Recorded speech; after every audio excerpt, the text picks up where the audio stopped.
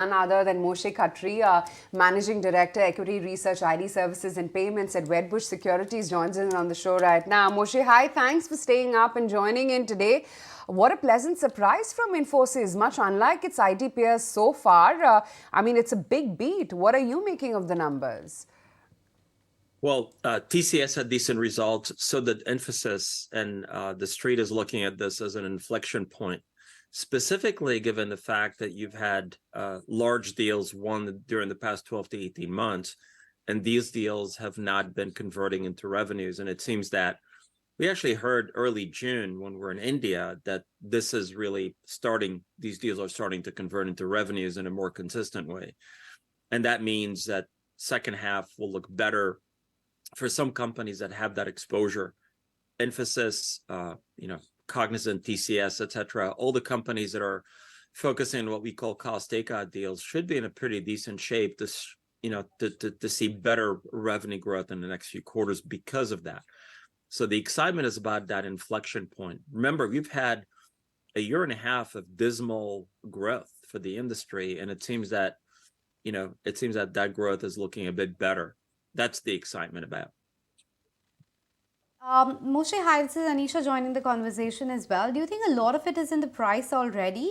Because we have seen solid run-up. Infosys itself was up, 18% in this month itself? What do you make of that?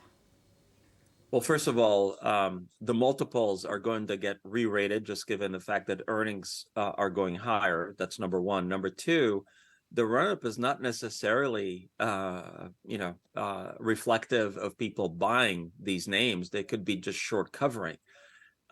You've had a very skeptical kind of investor base ahead of this earnings season about this recovery. And so the skepticism had to do with the earnings recovery, with the potential impact or the disruptive impact of Gen AI on the business. And given the fact that GCCs have been growing so fast in the past few years, so there are concerns that they're also taking some market share from the individual standalone companies. So you can probably argue that this run-up is probably a combination of legitimate buying and some of those shorts that are covering pretty aggressively, especially as you're headed for potentially better growth in the coming quarters. But given the context, Moshe, what's your pecking order then, let's say, TCS versus Infosys? And also over the last 24 months, we had seen, at least in terms of stock performance, the mid-cap IT were outperforming the frontline index or the frontline stocks in the IT. Do you think that is set for a reversal? Because the numbers that came overnight, at least from the Indian IT companies like L&T Tech, Persistent, etc., were not as strong as we used to see. And there are surprises coming in from the large cap IT majors. So there are two different buckets in terms of exposure for companies in the space. Some companies do have that cost takeout exposure, and I think they should be benefiting from this reversal. But on the flip side of it, you have companies that do have a lot of exposure to discretionary spending. And in our universe, it's anywhere from Accenture, Globon, EPAM, ThoughtWorks. And I would say that so far, we haven't seen any pickup in discretionary spending. So I think you will probably see a divergence in the performances, just given the fact that some companies are specifically focused on discretionary spending with that exposure and some are not. And I think that's probably how investors are going to play it for the next few quarters. Moshe, just playing devil's advocate here, because there is chatter in the market that, the devil clearly lies in the details for Infosys. The fact that their revenue beat is largely only because of the India business, and X of that, the numbers are in line, and the guidance raise is purely because of the acquisition. Well, so a couple of things. First of all, the revenue beat, I get it. But some of that guidance raise has to do with the transaction that they're talking about, but some of it is not. So remember, any sort of divergence from what we've seen in the past few quarters. Remember, you've had companies resetting expectations lower, and now you've had that inflection point, and that's typically what people focus on and what the investors kind of focus on.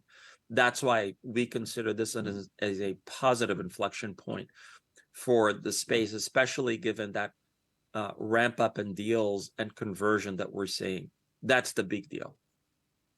Move a little bit out of the purview of Infosys numbers and talk about what's happening in the US. Now the clamor for a Trump victory once again seems to be getting louder.